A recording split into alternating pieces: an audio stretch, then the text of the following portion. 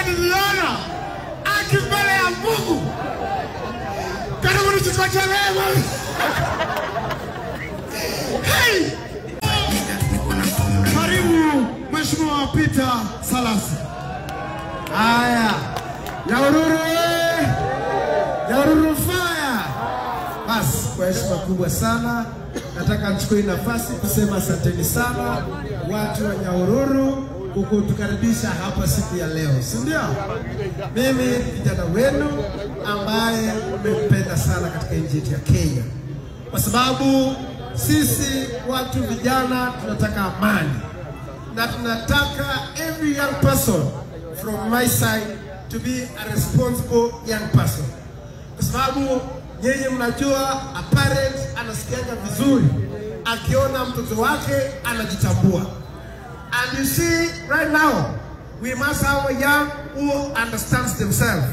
Na kuna wale ambao lazima pia wapatiwe mwelekeo ili ya kwamba wajue this is the way to go. Mimi nataka nichukue nafasi kusema asanteni sana. Tulianza leo, watu wa huku wametupenda sana. Tumekuwa kule Nyambane, kule Nyambare, tukakuwa Limuru, tukatoka pale tukakuwa Njambini, tumetoka Njambini tumekuwa na mkutano pale Olkalao. Na hiyo imekuwa kubwa sana. Na mimi nimekuja hapa, watu wa Nyahururu wametukaribisha kwa shangwe na nderemo. Na mimi nataka niseme ya kwamba sisi, the future of any nation lies in the young people. Na ukipata nguzo yoyote ya taifa lolote ni vijana. And when you find like recently mlisikia kwamba wale wabunge akisema that the young people they are bitter. Yes, they are bitter. They are bitter because wengi wamesoma lakini hawana kazi.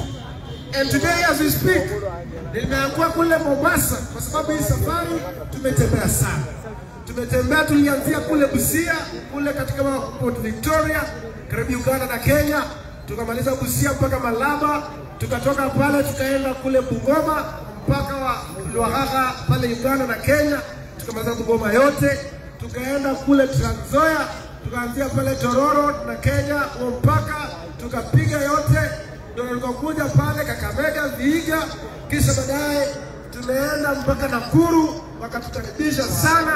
Alafu baadaye tumeenda kule Kwale, Sambweni, tukakuwa pale Lungalunga karibu mpaka Kenya na Tanzania. Baadaye tumeenda kule Kilifi, tumeenda Watamu, Mavueni yote, Malindi yote tukamaliza.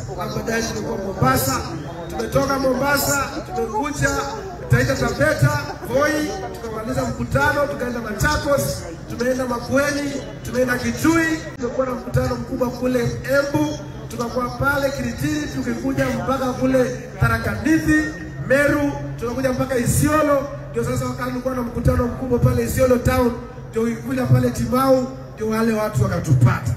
Lakini nataka niseme hivi ya kwamba yale maneno ambayo ni experience ile siku ilikuwa kama movie. Silikuwa sijaiona. Yale niliona akimbele ya Mungu. Karibu nichukue leo. Hey! Unajua tulikuwa tunakuja. Na unajua roho ilikuwa inatuambia twende tusiende. Unajua pia the spirit inatuambianga sometimes. Kumbe jamani wametufuata na magari karibu zaidi ya 3. Na washakuwa na mabunduki kubwa. Sasa kufika pale Timau, gari ya kwanza kupita hivi wakatukahepa. Ya pili wakasema tumeshaenda. Unajua Mombasa tuliwatoa. Sasa ile Mombasa hakutuweza. Sasa ya pili ndio walipiga, wakaanza kupiga tai. Sasa nikasema sasa maskini ya Mungu huyu sasa mnamfanya kijana kadogo. Mnateseka kijana ka Mungu kwa nini? Nako tutakapopakwa mafuta tu juice. Sasa I want to speak this to the Inspector General of Police Anakanza. Ya kwamba to serve the Kenyans. And you are in that office so that you can serve all the people of Kenyans. I know there is appointing authority as per the constitution of Kenya. Ya kwamba unachaguliwa na rais. Lakini once we know that office is independent, and no one should use that office to intimidate anyone. And I want to call upon the Inspector General that you call upon the Director of Criminal Investigation, that he should use his office well. He should not use his office to intimidate harmless people like us. Because arresting people like us, like as if we are murderers, we are robbers, as if we are rejected even by God, by heavens, it was very much unfortunate. Na mimi nataka nikueleze ya kwamba miaka 2 utakuwa na serikali mpya. Na sasa ukiwa na serikali mpya, unataka kama mimi nitakuwa rais, nikuendeleze na kazi. Sana mbona utatesa mimi? So, we are saying that respect the Kenyans. Kwa sababu vile bunduki, magari, mafuta, it is by the taxpayers. It is not by anyone ambayo unakuwa pale.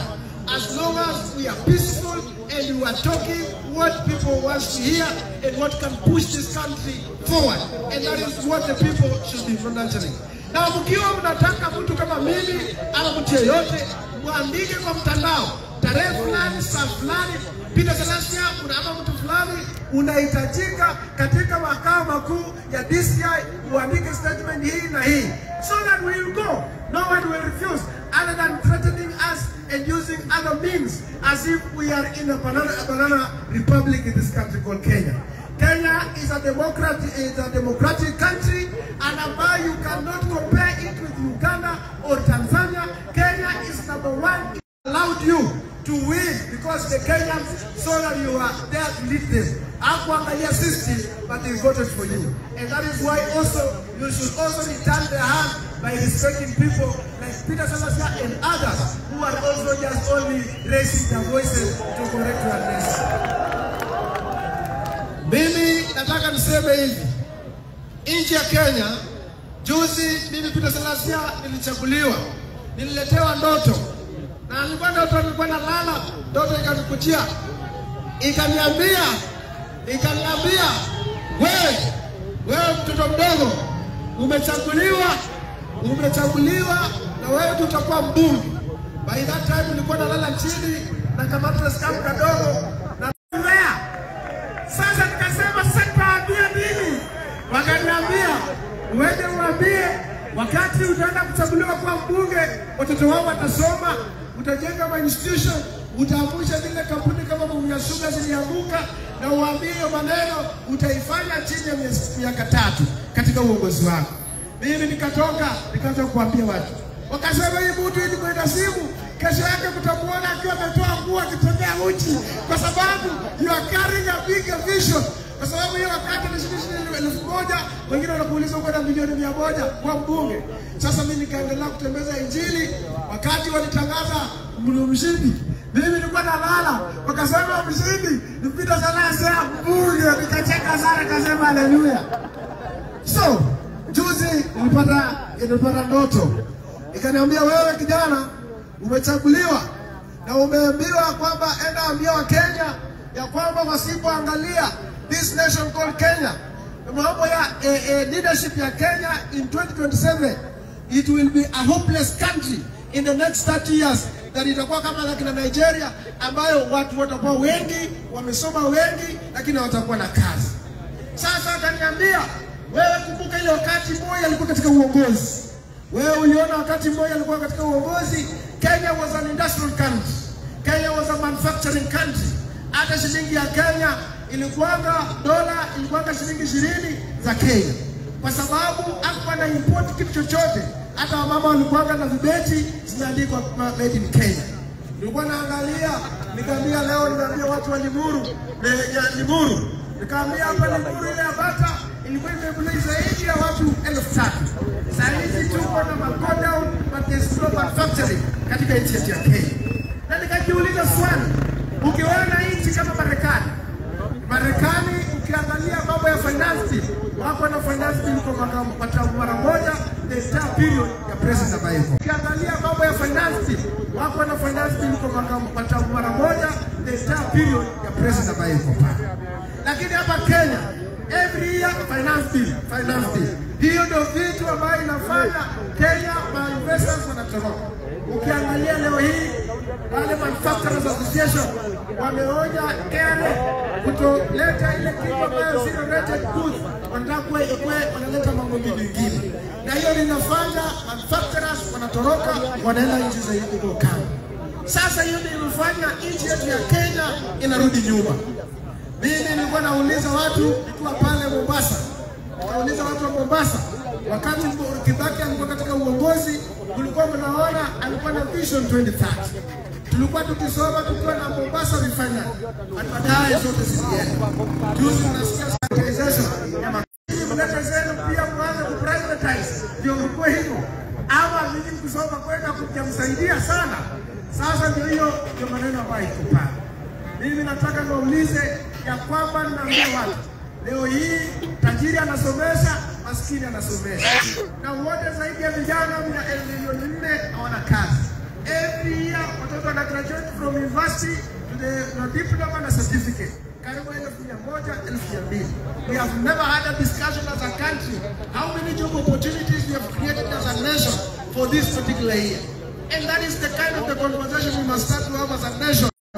Mtoto anazaliwa leo kesho. Na nyinyi mmekuja hapa kutafuta riziki yenu. Ili ya kwamba mtoto asome. Na hiyo ndio nataka lazima tukue na hiyo maneno. Ndio sasa tunataka tukue na kitu inaitwa job creation through manufacturing, industrialization. Tusikuwe tuna import vitu kutoka nje na to create job opportunity. As we speak today, umesikia katika vyombo vya habari ya kwamba the ministry, ule foreign affairs waziri anataka pesa mingi arudishe watoto wetu ambao wamekwama kule Finland, Australia, wale wamekuwa kule Saudia na wengine, kwa sababu walienda kule kufanya kazi katika kazi hii. Wasichana wetu wengi wameenda kule Saudia kufanya kazi ya umeme kwa sababu wanatafuta kina pasta when we can create our own job opportunities in Kenya. And that is why we have started this conversation ili ya kwamba turudishe heshima ya Kenya. Ninyi nyote watu hapa Nyahururu, naulize swali. Mkiwa mmeona juzi kijana mdogo ambaye anaitwa Traore kule Burkina Faso, chini ya miaka 2 amefanya nchi ya Burkina Faso kuheshimika duniani kote na viongozi wakuu wa dunia. Sisi hapa Kenya wanatuambia atuwetu qualify for a president lazima ufike miaka 50. Nyinyi nataka niwaulize, mnataka tukoje tufike 50 ama niende saa hii? Niwaulize watu wa Nyahururu, saa hii ama nigoje? Wakati wanataka niende saa hii? Unajua, let me tell you my people. Wanasema when the economy is good, it's good for all of us. And when the economy is bad, it's bad for all of us. Na wanasema the economy ikiwa mzuri, ajue wewe ni Mkikuyu, ajue wewe ni Mluya, ajue wewe ni Mkamba, ajue wewe ni Mkalenjin, ajue wewe ni Mtaraka, ajue wewe ni Mchuka, ajue ni Mmeru, inajua it is all for all of us. Unaelewa? And that is why we must have this conversation as a nation. Yenye watu wengine wanasema, huyu kijana huyu mwenda ni mabangi. Wakati tulianza nikatangaza, wakasema huyu mtu ni mabangi na sungwe wajarenda huyu mtu. Baadaye nikaita watu la invitation kwa press, akasema hapa kwa content creation. Baadaye nikatembea Western, akasema ametumwa sijui na nani. Baadaye nikatembea Kenya, sijui wanyona arrest Okono. Sasa wewe ukikula sukuma, unakulanga ama unakula sukuma, unataka kujua utamu ambao uko kwa hiyo sukuma. Unajua imetoka kwa shamba gani? Sukuma ikikuma ndio unataka kulia. Usema tunatoka kwa mboga fulani hapa, amaje? Sasa nataka kuuliza watu wa mtandao, pilipili wasio ile wasia nini? Let me tell you my people. You see, sisi vijana tumedharauliwa sana. And when they see, like I have young people here, vijana sisi tunakuja tunateseka because I have young people here who believe in my vision. Because they know what I intend for the country, what I want this country to go. Wao tukienda tunakula, tunapika ugali kubwa, tunalala kwa moto, tunalala pale.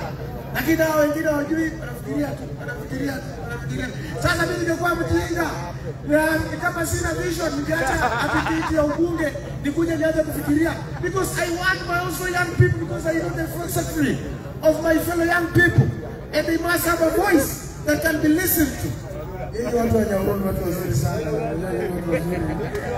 Watu wa Nyahururu Watu wa Nyahururu. Irudi Nyahururu.